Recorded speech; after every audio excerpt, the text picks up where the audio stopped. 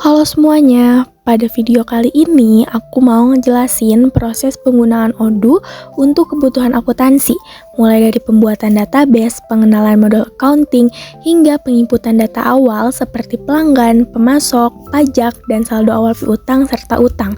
Mari kita mulai. Pertama, saya akan melakukan pembuatan database baru di Odoo melalui versi uji coba gratis pada modul akuntansi. Kita searching Odoo dan scroll ke bawah, lalu terdapat tulisan uji coba gratis. Lalu kita pilih modul akuntansi dan lanjut. Setelah itu kita akan mengisi bagian pendaftaran. Di sini ada nama database, nama perusahaan atau PT, nomor telepon, email, visi atau misi perusahaan, dan skala jumlah karyawan. Setelah itu, Odoo akan mengirimkan email aktivasi ke Gmail kita. Aktivasi ini diperlukan supaya akses uji coba tidak dibatasi dan modul akuntansi bisa digunakan sepenuhnya. Database berhasil dibuat dan saya langsung dibawa masuk ke tampilan awal Odoo Accounting. Selanjutnya, kita akan masuk ke pengenalan Odoo Accounting. Pada bagian dashboard, kita mendapatkan ringkasan tampilan utama seperti penjualan, pembelian, pajak, dan pelaporan pajak. Menu pelanggan digunakan untuk mengelola penjualan dan piutang, seperti membuat faktur, menerima pembayaran, hingga melihat daftar pelanggan. Bagian pemasok digunakan untuk mengelola pembelian dan utang, seperti membuat tagihan pemasok, mencatat pembayaran, serta melihat daftar pemasok. Dalam menu akuntansi, kita dapat membuat entry jurnal, melihat aset maupun liabilitas, melakukan rekonsiliasi, dan mengatur penutupan periode akuntansi. Menu review digunakan untuk melakukan audit dan pengendalian internal, seperti pengecekan jurnal, depresiasi, hingga analisis pinjaman. Bagian laporan menyediakan berbagai laporan penting seperti neraca, laba rugi, arus kas, umur piutang dan hutang, serta laporan pajak. Konfigurasi digunakan untuk mengatur seluruh sistem akuntansi seperti bagan akun, pajak, jurnal, dan termin pembayaran. Pada tahap kali ini, saya akan menginput data pelanggan dan pemasok, seperti nama, alamat, kontak, NPWP, serta menandai apakah mereka PKP. Data ini digunakan untuk transaksi penjualan dan pembelian. Yang pertama di sini, saya akan menginput data pelanggan terlebih dulu. Selanjutnya, kita akan mulai menginput data pelanggan sesuai dengan file yang diberikan. Langkahnya yaitu masuk ke akuntansi, lalu klik pelanggan dan pelanggan, kemudian klik tambah. Selanjutnya kita akan mengisi nama pelanggan, yaitu SMP Ageng Tirta sesuai dengan yang di file, lalu kita mengisi alamat lengkap, NPWP-nya jika ada. Di bagian sales and purchase, pada bagian penjualan saya mengisi penjualnya yaitu Mutiara, termin pembayarannya 30 hari sesuai dengan ketentuan, metode pembayarannya kita menggunakan manual payment bank, dan yang bagian lain tidak ada yang perlu diubah. Selanjutnya pada bagian pembelian, di sini kita akan mengisi termin pembayarannya yaitu 30% sekarang lunas 60 hari, dan metode pembayarannya yaitu manual payment bank. Kemudian di tab akuntansi, saya memastikan akun piutangnya adalah piutang usaha dan akun utangnya adalah hutang usaha. Setelah datanya lengkap, kita akan klik simpan. Untuk memasukkan saldo awal piutang, lengkapnya adalah masuk ke akuntansi, dan klik entry jurnal, kemudian klik baru. Pada bagian ini, saya akan mengisi referensinya yaitu saldo awal piutang, tanggalnya yaitu 1 Desember 2022, dan jurnalnya yaitu operasi lain-lain. Lalu pada bagian baris jurnal, baris pertama debit akun piutang usaha.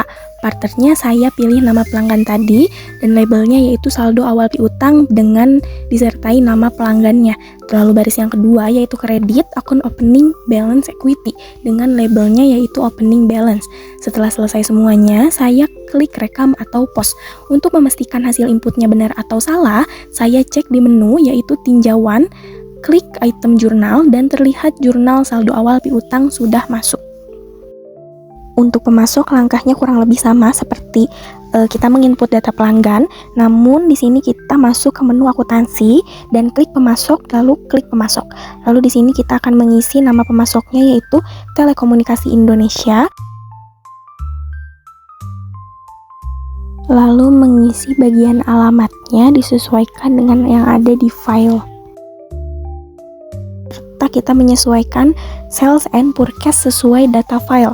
Bagian termin pembelian dan penjualan tinggal disesuaikan sesuai dengan kebutuhan pemasok.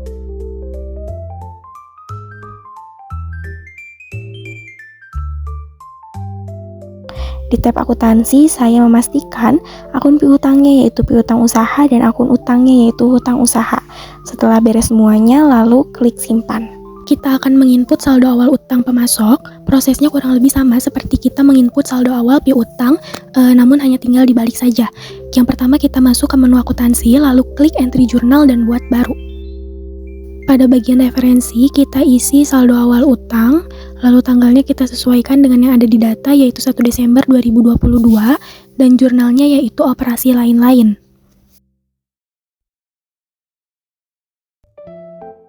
Bagian jurnal pada baris pertama kita tempatkan pada kredit, lalu kita isi akun hutang usaha. Jika belum ada, dibuat baru saja, dan nama partnernya yaitu nama pemasoknya. Lalu baris keduanya yaitu debit, akunnya opening balance equity, dan keduanya diisi dengan nominal yang sesuai dengan di data.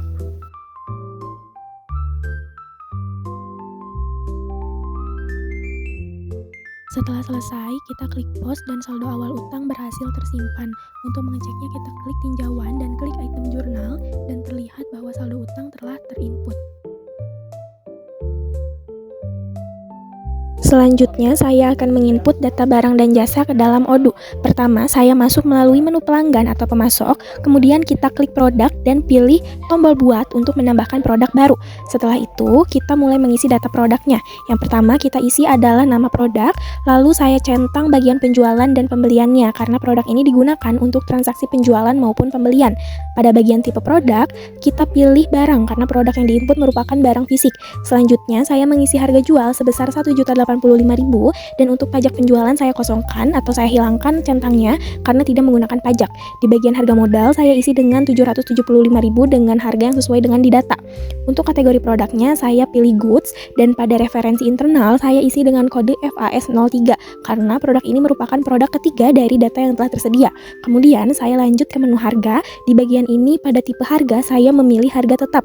Saya isi harga tetapnya yaitu 1.850.000 dan saya tambahkan kuantitasnya sebanyak 5. Setelah lengkap, saya klik simpan dan tutup.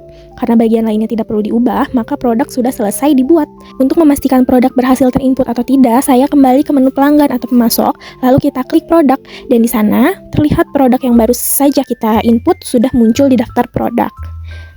Selanjutnya, saya akan menginput data pajak ke dalam Odoo. Pertama, kita masuk ke menu konfigurasi, lalu klik pajak dan klik buat untuk menambahkan pajak baru. Pada bagian nama pajak, kita isi dengan PPN 11%. Kemudian, pada bagian tipe pajak terdapat dua pilihan, yaitu penjualan dan pembelian. Karena saat ini kita sedang membuat pajak keluaran, maka kita pilih tipenya yaitu penjualan. Untuk pajak masukan akan dibuat terpisah nantinya. Selanjutnya, pada bagian lingkup pajak, saya memilih barang karena pajak ini digunakan untuk transaksi barang. Kemudian, saya mengisi jumlah pajaknya yaitu 11%. Untuk label pada faktur, kita isi dengan PPN 11% agar tampil di tagihan dan faktur. Lalu di bagian deskripsi, saya tulis pajak pertambahan nilai dalam kurung PPN keluaran. Pada menu kelompok pajak, saya biarkan saja deskripsinya pajak, karena ini sudah sesuai dengan jenis PPN. Selanjutnya ada bagian kode pajak. Pada data yang diberikan, tertulis bahwa kode pajaknya adalah huruf T. Namun di Odoo, dalam kode ini bersifat opsional dan tidak menyediakan daftar atau format khusus. Odoo tidak menggunakan kode pajak huruf seperti T, sehingga kolom ini boleh dikosongkan dan tidak ada memengaruhi proses perhitungan pajak. Karena itu saya biarkan bagian kode tetap kosong. Setelah semua terisi dengan benar, saya klik simpan dan pajak PPN 11% berhasil dibuat untuk transaksi penjualan. Nantinya, pajak pembelian atau PPN masukan dapat dibuat dengan langkah yang sama, hanya dengan mengganti tipe pajaknya menjadi pembelian.